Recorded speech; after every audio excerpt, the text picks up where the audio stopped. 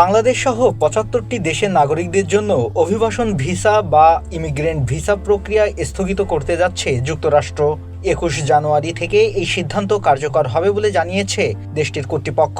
তবে পর্যটক ও স্বল্পমেয়াদী ভিসাধারীরা এই নিষেধাজ্ঞার আওতায় পড়বেন না। এই স্থগিত আদেশের প্রভাব যুক্তরাষ্ট্রে বসবাসরত বাংলাদেশিদের ওপর ব্যাপকভাবে পড়বে বলে মনে করেন দেশটিতে বসবাসরত বাংলাদেশিরা। বিশেষ করে দীর্ঘদিন ধরে যারা পরিবারের সদস্যদের যুক্তরাষ্ট্রে নেওয়ার অপেক্ষায় ছিলেন, এই সিদ্ধান্তের ফলে তাদের সেই প্রতীক্ষা এখন অনিশ্চিত হয়ে পড়েছে। যুক্তরাষ্ট্রে বসবাসরত বাংলাদেশিদের অনেক ব্যক্তিগত ও পারিবারিক পরিকল্পনা বর্তমানে থমকে গেছে। কবে নাগাদ এই পরিস্থিতি স্বাভাবিক হবে সে বিষয়ে কোনো সুনির্দিষ্ট সময়সীমা না থাকায় প্রবাসীদের মধ্যে তীব্র উৎকণ্ঠা ও মানসিক চাপ তৈরি হয়েছে। এমনকি যারা বৈধভাবে গ্রিন কার্ড বা নাগরিকত্ব পেয়েছেন তাদের মধ্যেও এক ধরনের মনস্তাত্ত্বিক আতঙ্ক বিরাজ করছে। কারণ ট্রাম্প প্রশাসন পুরাতন গ্রিন কার্ড ও নাগরিকত্বগুলো পুনর্মূল্যায়ন করার ঘোষণা দিয়েছে। মার্কিন প্রশাসনের এই কঠোর অবস্থানের মূল কারণ হলো পাবলিক চার্জ নীতি। তাদের মতে অনেক অভিবাসী যুক্তরাষ্ট্রে প্রবেশের পর কাজ না করে সরকারি সাহায্য বা জনকল্যাণমূলক সুবিধার উপর নির্ভরশীল হয়ে পড়েন, যা মার্কিন অর্থনীতির উপর চাপ সৃষ্টি করে। বাংলাদেশিদের একটি বড় অংশ এই ধরনের সুবিধা গ্রহণ করে।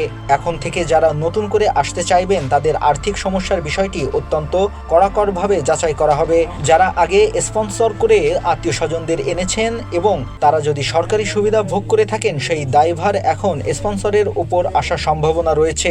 পর্যাপ্ত আয় না থাকলে বা সরকারি সহায়তার উপর নির্ভরশীল হওয়ার ঝুঁকি থাকলে এখন আর ভিসা পাওয়া সম্ভব হবে না। যারা পড়াশোনার জন্য যুক্তরাষ্ট্রে গিয়ে স্থায়ী হওয়ার পরিকল্পনা করছেন তাদের জন্য পথটি কঠিন হয়ে পড়েছে। পড়াশোনা শেষে চাকরি খোঁজার জন্য যে নির্দিষ্ট সময় পাওয়া যেত, সেটি পাওয়ার প্রক্রিয়া এখন আরও জটিল হবে। আর যারা স্ট্যাটাস পরিবর্তন করে গ্রিন কার্ডের আবেদন করেছেন, ভিসা স্থগিতের কারণে তাদের দীর্ঘ সময় অনিশ্চয়তায় কাটাতে হবে।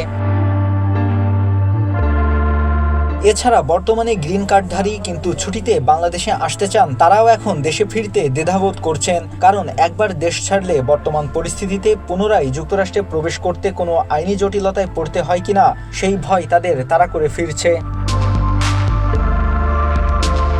এই স্থগিত আদেশ মূলত অভিবাসন বা ইমিগ্রেন্ট ভিসার ক্ষেত্রে প্রযোজ্য, তবে পর্যটন, ব্যবসায়ী ভ্রমণ বা শিক্ষার্থীদের জন্য প্রযোজ্য নন।